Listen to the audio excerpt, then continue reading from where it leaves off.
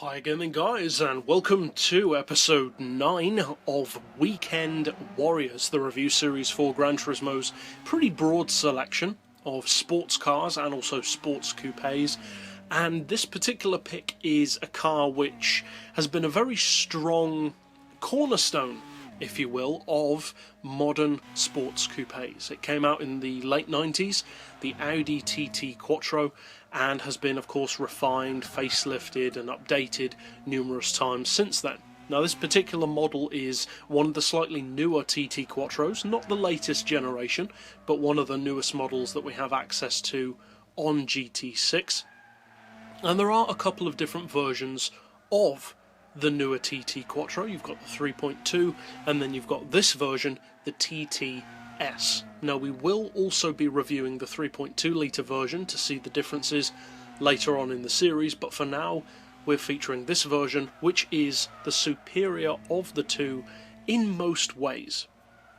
Now this car does have a significantly smaller engine than the 3.2. This is only a 2 litre, but that 2 litre engine can be turbocharged up to a very respectable 512 horsepower. Now arguably it kind of deserves even more than that based on what you can do to 2 litre turbo engines from Evos, Imprezas, TT quattros, etc.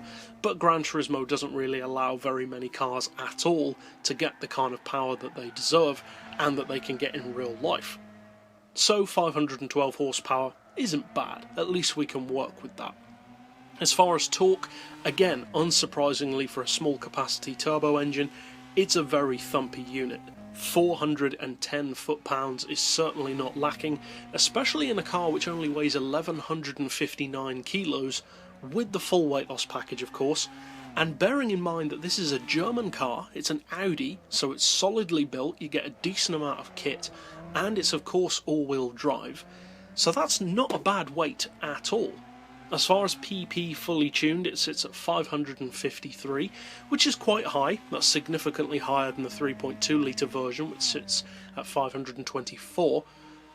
But still, the PP isn't ridiculously high. This is a car that can actually compete at that level if necessary. It won't necessarily win under all scenarios, but it can compete, even against stuff like your Nissan GT-Rs, etc. Because the amount of tuning that you can do to this car compared to what you can get out of something like a GTR or a ZZ2 is further. You can get more power out of this car than those models. As I said though, that doesn't guarantee you a victory, but it certainly is more competitive than many people give it credit for.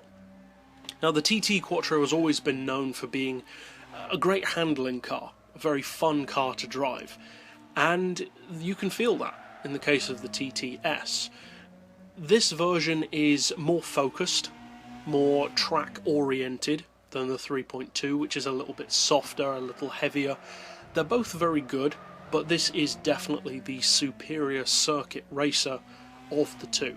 The handling is superb on this car, it's incredibly fun to drive, and there are certain vehicles which I describe their handling as being, I would say, chunky.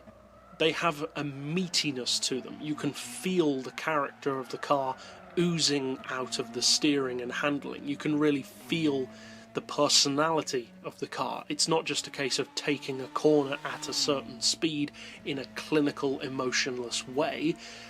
It's more than that. The car has an attitude, it has emotions, it has character, and the TT Quattro has done very well actually in all of its generations in having a lot of that character. Now the TT Quattro used to be one of my favourite cars, if not my favourite car on GranTurismo 2 when I was very young and first started playing that. Now it's no way near being one of my favourites, but it is still an excellent car. Now the price on this particular model is quite a bit. 68 grand is a lot for a sports coupe on GranTurismo, and there are definitely faster cars for less money, especially if you're talking pure straight line performance. However, if you are an Audi fan, not necessarily just a TT Quattro fan, but if you are an Audi fan, say a German car fan, or just looking for a good sports coupe, the TT-S does not disappoint. The 3.2 doesn't disappoint either, but this car is even better, and it is the one which I would definitely recommend of the two for pretty much all reasons.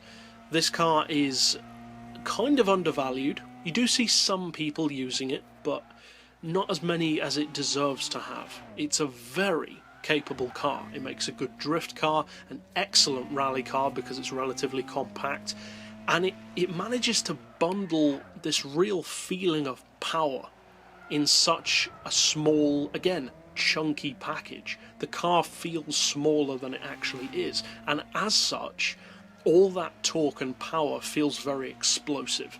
This is a car which delivers its performance in exactly that way, explosive. It feels like everything is rabid, like the car is having so much fun. And that's cool, that's addictive, you can feel that, almost like the car is enjoying itself, and that rubs off onto you as well, or at least that's my opinion.